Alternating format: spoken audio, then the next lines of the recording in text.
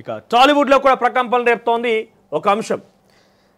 నా Johnny master పై ఒక choreographer ఒక డ్యాన్స్ మాస్టర్ ఆరోపించిన విషయం ఏంటంటే తనపై లైంగికంగా వేధింపులకు సంబంధించిన విషయం కేసు పెట్టింది. తను మైనర్గా ఉన్నప్పటి నుంచి కూడా జానీ మాస్టర్ తనపై లైంగికంగా దాడి చేస్తున్నాడట. సో ప్రస్తుతమైన జనసేన పార్టీలో కూడా అంటే పార్టీలో ఎటువంటి పోస్ట్ ఉందో మనకు తెలియదు కానీ కొంత దగ్గరికి అటాచ్మెంట్గా ఉంటారు. సో పార్టీ కూడా రియాక్ట్ అయ్యి ఆయన దగ్గర రావద్దని చెప్పి తోసేసిందట. స్టార్ క్యాంపెయినరా జనసేన పార్టీకి ఈసొంటి కార్యకర్తను స్టార్ క్యాంపెయినర్ పెట్టుకోవాలి. మరి చాలా సూపర్ స్టార్ కదా. అమ్మాయిని లైంగికంగా వేధింపంటే మంచి స్టారా? ఎంత మంచి స్టార్ అయినా ఇంత గొప్ప స్టార్ ఉంటారు ఎవరైనా? మైనర్గా ఉన్నప్పటి నుంచి టార్చర్ అంట. ఆమె ఎక్కడ కొరియోగ్రాఫర్గా పోయినా ఏ సినిమాలో చేసినా ఏం చేద్దామన్నా కూడా ఫోన్ చేసి ఆమెను తీసుకోవద్దని చెప్తానంట. ఆయన చెడు స్వభావం నాకు తెలుసు. అతనిపై నేను మా పెద్దలకు కంప్లైంట్ ఇచ్చా. నాకు పొలిటికల్ బ్యాక్గ్రౌండ్ లేదు, అందుకే నన్ను సైలెంట్గా పక్కన పడేశారు. సినీ పెద్దలు అతన్ని ప్రశ్నించాల్సిందే. జానీని ఇకపై మాస్టర్ అని పిలవద్దు. హీరోయిన్ పూనం కౌర్ సంచలన ట్వీట్. చూద్దాం ఒకసారి ట్వీట్.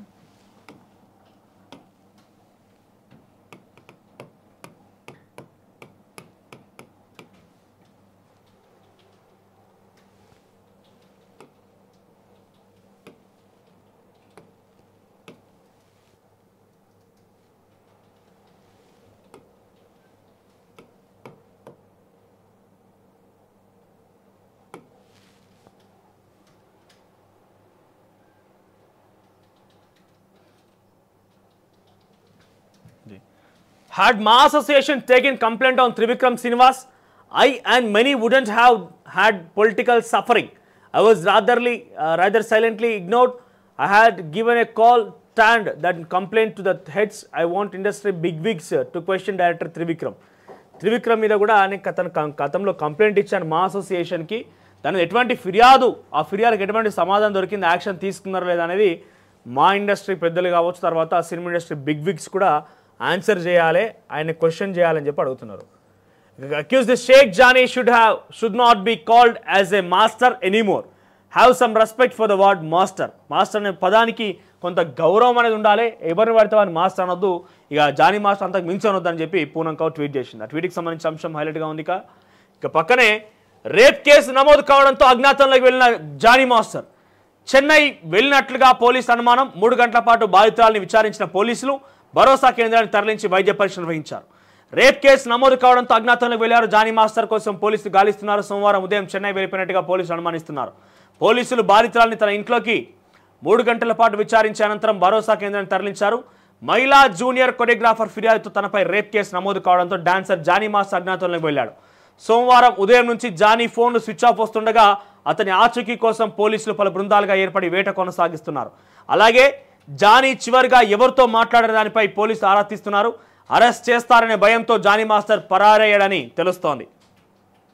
ఆయన పెద్ద పునీతుడు లెక్క, ఆయనంత మంచి వ్యక్తి ఎవరు లేనట్టుగా గతంలో ఒక ప్రెస్ మీట్ పెట్టి కన్నీరు పెట్టి ఏడ్చిండు. సరే నీకు బాధలు ఉంటే ఉండొచ్చు, ఆ స్థాయికి వెళ్ళామంటే ఎవరు బాధ లేకుండా, ఇబ్బందులు లేకుండా, అవమానం లేకుండా ఆ స్థాయికి పోము. ఎందుకంటే అందరికి తెలుసు కాబట్టి ఏ స్థాయికి పోయినా ఎట్లా పోయినా తెలుసు కాబట్టి. కట్ చేస్తే ఇక నువ్వు స్థాయికి పోయినా కూడా స్థాయికి వచ్చినావు కానీ చెప్పి అమ్మాయిని వేరించేది. ఒక జూనియర్ కొరియోగ్రాఫర్ అమ్మాయిని పట్టుకొని ఆమె మైనర్గా ఉన్నప్పటి నుంచి లైంగికంగా వేధింపులకు పాల్పడు. రమ్మన్నప్పుడు రావాలంట, పొమ్మన్నప్పుడు పోవాలంట. ఆ కొన్ని ఆడియోలు లీక్ అయిన బయటికి, అవి వింటే నిజంగా బారేస్తుంది. వీళ్ళు ఇష్టం వచ్చినట్టుగా ఎంత గలీజ్ అని అంటే నిజంగా ఆ మాటలల్లా ఎక్కడికి పోయి కొరియోగ్రాఫర్ చేద్దామని వీడు అడ్డుపడేదంట జానీ మాస్టర్. ఇంకా మాస్టర్ని మాట్లాడడం తప్పదు. జానీ అడ్డుపడి ఆమెను అక్కడ తీసుకోకండి నేను మీకు చెప్తున్నా అని చెప్పి ఒక టాప్ కొరియోగ్రాఫర్గా ఉండేటువంటి జానీ ఆఖరికి వస్తే అమ్మని ఆ రకంగా వేధించిందట. ఇక బాధితురాల్ని తన ఇంట్లోనే 3 గంటల పాటు 3 మహిళా పోలీసులు విచారించారు. అనంతరం బాధితురాల్ని భరోసా కేంద్రానికి తరలించి వైద్య పరీక్షలు నిర్వహించారు. ఇదిలా ఉంటే ఒకరోజు షూటింగ్ టైంలో వ్యాన్లోకి వచ్చి ప్యాంట్ జిప్ తీసి బలవంతంగా చేశాడని బాధితురాలు ఆరోపించింది. ఇంత కండకావరమా? దాన్ని రోడ్డు మీద తీసుకొచ్చి ఆ మాస్ స్టేషన్ బిల్డింగ్ ఉంది కదా అక్కడ ఫిల్మ్ నగర్ దగ్గర దొరకబట్టి మంచి చెప్పులు అంటే సమాధానం చెప్పాలి. పోలీసుల విచారణలో ఆమె చెప్పిన మాట్లాడు చూడండి. ఇక్కడ ఒకరోజు షూటింగ్లో ఉన్న సమయంలో వ్యాన్లోకి వచ్చి ప్యాంట్ జిప్ తీసి బలవంతం చేశాడని బాధితురాలు ఆరోపించింది. సెక్స్ కోరిక తీర్చమని వేధించాలని లేదంటే ఆఫర్ లేకుండా చేస్తానని బెదిరించినట్టు తెలిపింది. Telugu film chamber of commerce కూడా బాధితురాలు ఫిర్యాదు చేసింది. ఇంత బల్పా పైకేమో పెద్ద కలరింగ్ ఇచ్చి ఒక ప్రముఖ నటుడికి నేను అభిమానిగా ఉన్నా, ఆయనకు భక్తునిగా ఉన్నా, ఈ దొంగ మాటలు మాట్లాడి చేసే పనులు ఇట్లాంటియా? దీంతో విచారణ జరుగుతుందని ఫిలిం ఛాంబర్ ప్రకటన విడుదల చేసింది. ఇక Telugu film and TV dancer association and dance directors అసోసియేషన్లో సభ్యులైన కొరియోగ్రాఫర్ లైంగిక వేధింపుల ఫిర్యాదును తెలుగు ఫిలిం ఛాంబర్ ఆఫ్ కామర్స్కి ఇవ్వడం జరిగింది. దానిని Telugu film chamber of commerce లైంగిక వేధింపుల పరిష్కారం ప్యానెల్కు సిఫార్సు చేయడం జరిగిందని ఒక ప్రకటన రిలీజ్ చేసింది. అంతర్గత ఫిర్యాదు కమిటీ సమావేశమై పాస్ చట్టం 2013 మార్గదర్శకాల ప్రకారం విచారణ చేస్తారని బాధిత పక్షం పోలీస్ డిపార్ట్మెంట్లో ఫిర్యాదు చేసి ఎఫ్ఐఆర్ నమోదు చేశారని మాకు తెలిసిందని అన్నారు. బాధిత పార్టీల గోప్యతను కాపాడాలని మేము అన్ని మీడియా సంస్థలను, print media, digital media, electronic media అభ్యర్థిస్తున్నాం. అంటే ఇక్కడ ఆ అమ్మాయికి సంబంధించిన వివరాలను ఎక్కడ కూడా వెల్లడించకూడదు, ఆ అమ్మాయికి సంబంధించిన వివరాలు ఎక్కడ కూడా వెల్లడించకూడదు అని చెప్పి ఇక్కడ అసోసియేషన్ చెప్తోంది. సుప్రీంకోర్టు మార్గదర్శకాల ప్రకారం ఈ సమస్య పరిష్కరించబడే వరకు సంబంధిత వ్యక్తుల యొక్క బ్లర్ చేయని ఫోటోగ్రాఫ్లను, వీడియోలను ఉపయోగించవద్దు అని కోరారు. ఏదైనా ఉపయోగించినట్టయితే వాటిని వెంటనే తీసివేయమని మీ అందరినీ ఒకరొకసారి అభ్యర్థిస్తున్నానంటూ ఛాంబర్ ఆఫ్ కామర్స్ కార్యదర్శి కేఎల్ దామోదర్ ప్రసాద్ పేర్కొన్నారు. ఏదేమైనా కూడా ఇంత విచ్చలవిడతారా? నీకేమో నేను కష్టపడి వచ్చినా, ట్రాక్టర్ డ్రైవర్ స్థాయి నుంచి ఈడిదాకా వచ్చినా అని చెప్పి చెప్పుకుంటావు. నువ్వు వచ్చిన తర్వాత చేసే పని నీకు ఇదా వ్యాన్లకు పోయి బలవంత పెట్టుడు, లైంగికంగా దాడి చేసుడు. అమ్మాయి మైనర్గా ఉన్నప్పటి నుంచి దాడి చేసిందట.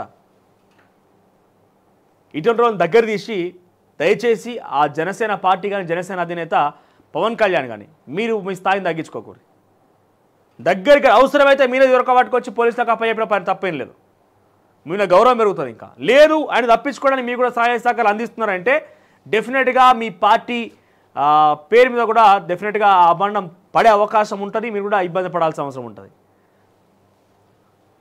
ఇట్లాంటి వాళ్ళని కాపాడుకొచ్చేది అబ్స్కాండ్ అండి.